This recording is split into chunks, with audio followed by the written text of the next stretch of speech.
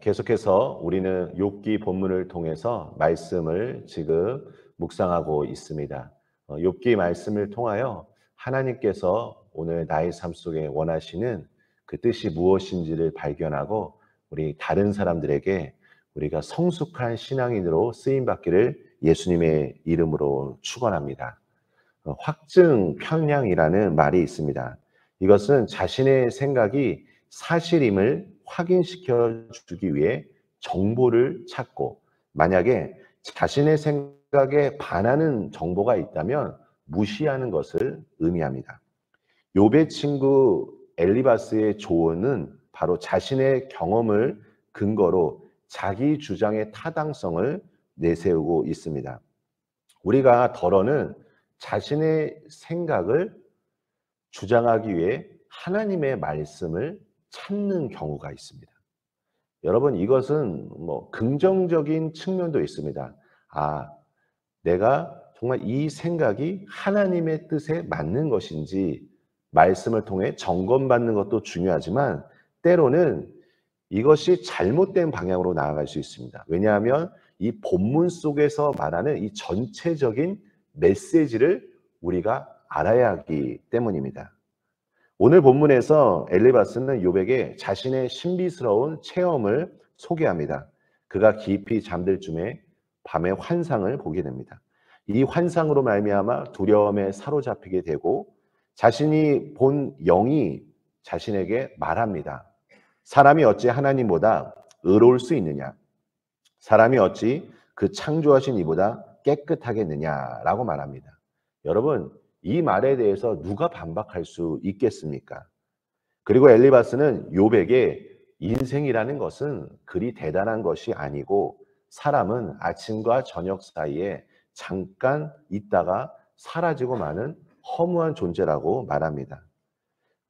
엘리바스가 신비스러운 체험을 욥에게 전해준 분명한 이유가 있습니다. 그것은 바로 자신의 말이 신적인 권위가 있다는 것을 알려주기 위함입니다. 누군가가 저에게 찾아와서 이런 말을 할 때 제가 상담하기가 참 어렵다는 것을 느낍니다.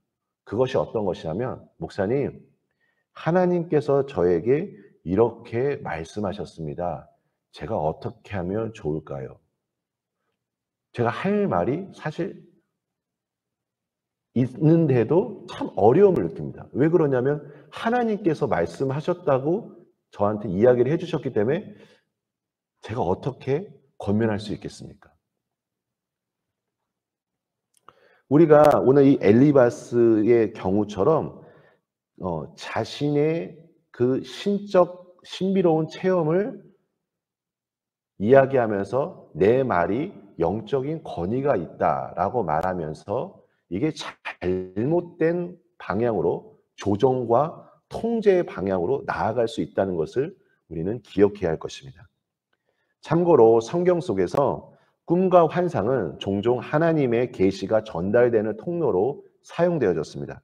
그런데 중요한 것은 이 꿈과 환상을 하나님께서 주시지만 이 꿈과 환상을 바르게 해석하고 적용하는 것도 중요합니다. 그래서 여러분, 혹시나 어떠한 꿈을 꾸게 돼서 내가 이것이 무엇인지 모르고 그렇다면 하나님 앞에 기도해 보십시오. 하나님, 이 꿈의 의미가 무엇입니까? 이 꿈에 대해서 하나님 저에게 가르쳐 주시고 인도하여 주시옵소서. 그러면서 하나님의 인도하심을 구하는 것입니다. 개인의 신앙 체험은 신앙 성장에 매우 큰 도움을 주고, 그리고 내가 체험한 신앙의 그 은혜들은 다른 사람들에게, 연약한 지체들에게, 어려움을 겪고 있는 사람들에게 어쩌면 격려가 될 수도 있습니다. 하지만 때로는 상대방을 정죄하는 무기가 될 수도 있다는 것을 우리는 알아야 할 것입니다. 또한 내가 경험한 신앙적 상황들이 다른 사람들의 상황과 맞지 않을 수 있다는 것입니다. 한 예로, 언젠가 제 친구가 저한테 이 음식점에 한번 가보라고 이야기했습니다. 너무나 맛있다는 겁니다. 자기가 여태까지 먹어본 음식 중에 이렇게 맛있는 음식이 없었다고 저한테 소개를 했습니다. 그래서 제가 기쁜 마음으로 그 음식점에 갔는데 결과는 어땠을까요? 저는 그렇게 맛있지 않았습니다. 여러분, 이것이 중요합니다. 내가 체험한 이 신앙의 상황들을 다른 사람들에게 권면할 때 이것이 그분의 상황과는 맞지 않을 수 있다는 것. 그래서 우리가 누군가에게 권면할 때는 참 조심스럽게, 그리고 지혜가 필요하다는 것, 그리고 예수님의 마음으로 권면하고 먼저 기도하는 것이 참 중요하다는 것입니다. 저는 오늘 이 세 가지의 말씀을 우리 성도님들에게 전해드리고 싶습니다. 사도행전 17장 11절, 베레와에 있는 사람들은 데살로니가에 있는 사람들보다 더 너그러워서 간절한 마음으로 말씀을 받고 이것이 그런가 하여 날마다 성경을 상고함으로. 고린도전서 4장 6절에 형제들아, 내가 너희를 위하여 이 일에 나와 아볼로를 들어서 본을 보였으니 이는 너희로 하여금 기록된 말씀 밖으로 넘어가지 말라. 야고보서 3장 17절에 오직 위로부터 난 지혜는 첫째 성결하고, 다음에 화평하고 관용하고 양순하며 긍휼과 선한 열매가 가득하고 편견과 거짓이 없나니. 세 가지의 질문을 드리고 싶습니다. 첫 번째로는 나의 경험, 상황에 대해 말씀이 어떻게 기록하고 있는지 우리가 베레아에 있는 사람들처럼 늘 신앙생활을 하는 것입니다. 두 번째로는 나의 생각은 순수한지, 이것이 위로부터 난 지혜인지 한번 점검하는 것입니다. 세 번째는 나의 생각과 행동이 예수님의 성품에서 흘러나오는지를 점검하는 것입니다. 여러분, 여러 사람들이 자신을 향해 분석하고 판단하고 정죄한다면 참 힘들 것이라 생각합니다. 고통 가운데 있었던 욥은 친구들로 인해 더 많은 외로움을 느꼈을 것입니다.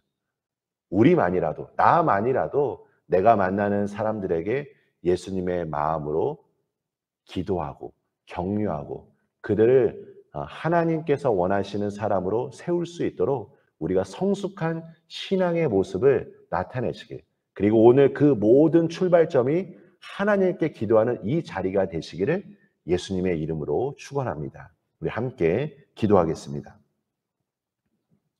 하나님 아버지, 감사합니다. 오늘도 우리에게 전해주시고자 하는 하나님의 음성, 하나님의 뜻을 발견하길 원합니다. 아버지 하나님, 먼저 주님 앞에 늘 기도하고 하나님의 마음이 무엇인지, 그리고 하나님께로부터 임하는 그 지혜를 가지고 우리가 오늘 하루 살아가길 원합니다. 아버지 하나님, 주변을 둘러보면 참 어려움에 처한 사람들이 많이 있습니다. 우리가 그들을 아버지의 마음으로 품고 기도하는 성숙한 신앙인으로서 삶을 살아갈 수 있도록 축복하여 주시옵소서. 아버지 하나님, 우리 반석교회 성도님들을 통하여 예수 그리스도의 놀라운 십자가의 사랑이 흘러가기를 간절히 소망합니다. 아버지 하나님, 베레아 사람들처럼 언제나 하나님의 말씀이 어떻게 기록되었는지 성경을 돌아보며 성경의 말씀대로 살아가며 순종할 수 있는 우리 모든 성도님들 될 수 있도록 축복하여 주시옵소서. 예수님의 이름으로 기도합니다. 아멘.